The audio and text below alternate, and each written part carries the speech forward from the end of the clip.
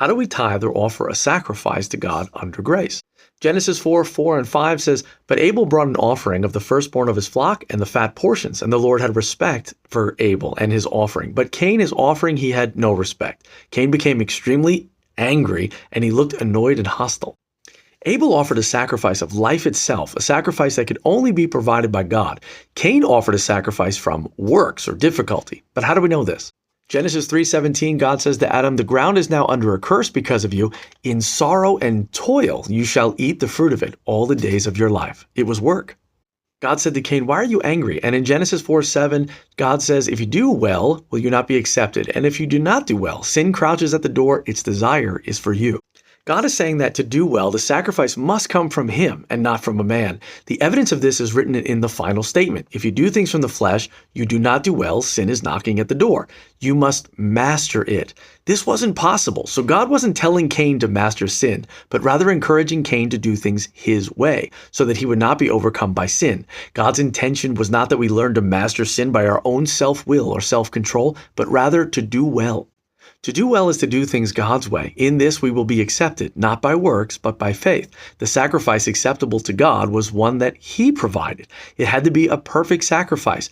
Abraham also understood this concept. In Genesis 22:8, when Abraham was taking his son to be sacrificed as an offering, it was Abraham who said, "God will provide the sacrifice." This concept also extends to tithe, another form of sacrifice. Prior to the law, both Abraham and Jacob did tithe. In Genesis 14:20, it was Abraham who gave a tenth of all the treasure he had taken in battle. So Abraham gave a tithe from all the treasure given by God in battle to Abraham. In Genesis 28:22, Jacob said to God, "Of everything that you give to me, I will give a tenth back to you as an offering to signify my gratitude and dependence on you." So whether we offer to God tithe, offerings, or any type of sacrifice, the tithe must come by his grace. The only acceptable offering cannot come from our works, but only from what God has given us. Anything else is rejected. This is the revelation of tithing, or giving from grace rather than law.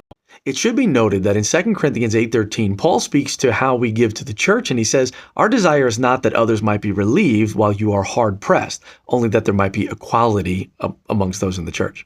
Now, this whole concept applies to sin as well. In Romans 12:1, "Therefore I urge you, brothers and sisters, in view of God's mercy, offer your bodies as a living sacrifice, holy and pleasing to God. This is your true and proper worship." But how do we offer the sacrifice in grace? Romans chapter 6 states that when we died with Christ, we also live with him.